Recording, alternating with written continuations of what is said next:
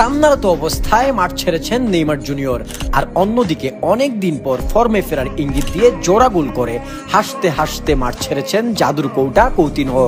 যদিও দুইজনেই বন্ধু, কিন্তু প্রফেশনাল জীবনে এসব দেখার সময় নেই। কৌতিনহোর দল ভাস্কো দা গামা ছিল রেলিগেশন জোনের একদম কাছাকাছি। তার দলের জন্য এই জয়টা ছিল অপরিহার্য। এই ম্যাচ জিতে তারা উঠে এসেছে 16 নম্বরে, যেখানে তাদের পয়েন্ট এখন 19। ঠিক তাদের উপরেই পজিশন নেইমারের সান্তোসের। 19 ম্যাচ খেলে সান্তোসের পয়েন্ট এখন 21। নেইমারের দলের এমন বাজে হারের কারণ ডিফেন্সের ব্যাক লাইন খারাপ হওয়া। সিরিয়াতে নেইমারের সান্তোসের বর্তমান অবস্থান টেবিলের 15 নম্বরে, রেলিগেট হবার একদম দ্বার প্রান্তে দাঁড়িয়ে তারা। যদি সামনের ম্যাচগুলোতে ভালো করতে না পারে তাহলে সান্তোস সিরিয়া থেকে পদচ্যুত হয়ে সিরি বিতে চলে যাবে, যেটা নেইমার কিংবা সান্তোস কারো জন্যই ভালো না। আজকে তাই ম্যাচ নিয়ে আমরা আমাদের কথা না বলে বলবো দর্শকদের কথা।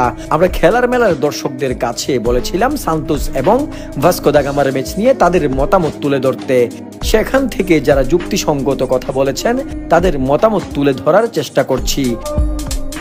নেইমার সান্তোস ছেড়ে যাওয়ার কথা বলেছেন অনেকেই। এই যেমন মোহাম্মদ শাহাদুল ইসলাম হৃদয় বলেছেন, নেইমার ছাড়া সান্তোস আর কোনো খেলোয়াড় চোখে পড়ল না। পাস দিলে ধরতে পারে না, পাস দিতেও পারে না। নেইমারের সান্তোস ছাড়া উচিত।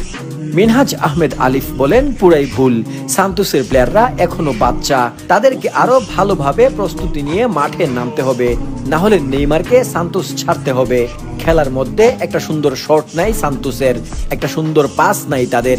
কি খেলতে আসছে তারা বুঝি না। নেইমার বিহীন ভালো কেউ নাই। এছাড়াও সাগর জুনিয়র বলেছেন, নেইমারের উচিত সান্তোস ক্লাব ছেড়ে দেওয়া। সান্তোস টিমের কোনো খেলার ঠিক নাই, পাসের ঠিক নাই। নেইমারের খেলার স্টাইল বুঝে না, নেইমারকে পাসও দেয় না। গতকালের ম্যাচে আসলেই সান্তোসের পাসের অবস্থা ছিল খুব খারাপ, যা ধরা পড়েছে খেলার মেলার দর্শকদের চোখেও। যেমনটা বলেছেন এমডি মেহেদী হাসান। তিনি বলেন, সান্তোসের পোলাপান 20টা পাস দিলে 15টাই ভুল। এম চৌধুরী ও সান্তোসের পাসিং নিয়ে সন্তুষ্ট ছিলেন না। তিনি বলেন, ভাই সান্তোস একজন ভালো মানের প্লেমেকার নেই, যারা নেইমারের সাথে মানিয়ে নিতে পারে। যদি ভাই 10টা পাস দেয় তাহলে 8টা প্রতিপক্ষের পায়ে যায়। 6 গোল খাওয়াতে সান্তোসের ডিফেন্স নিয়েও কথা বলেছেন অনেকে। যেমন মাহবুব হাসান বলেন, সান্তোসের ডিফেন্স ভালো না, আবার আক্রমণও করতে পারছে না। আর সাজু বলেন, না আছে স্ট্রাইকার, না আছে ডিফেন্স, এক কথায় নাজেহাল একটা অবস্থা।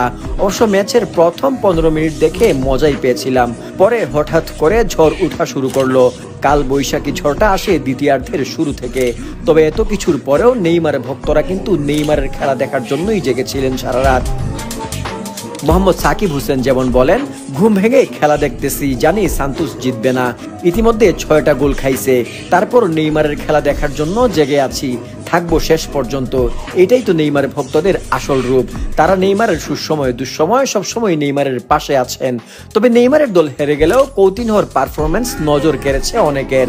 ব্রাজিল দলের দরজা তার জন্য খুলবে কিনা এ নিয়েও অনেকের মনে আশা জেগেছে। এমডি মাহমুদ তো জিজ্ঞাসাই করে ফেলেছেন, ভাই কৌতিনহো কি আবার ব্রাজিল দলে ফিরতে পারবে? আসলে কৌতিনহোর ব্রাজিল দলে ফেরা অনেকটা নির্ভর করছে আঞ্চলত্তি এবং কৌটার পারফরমেন্সের উপর। এইরকম ফর্ম ধরে রাখতে পারলে ব্রাজিল দলে তাকে দেখাও যেতে পারে। কিন্তু প্রশ্ন হলো, কৌতিনহো কি এমন ফর্ম ধারাবাহিকভাবে দেখাতে পারবেন?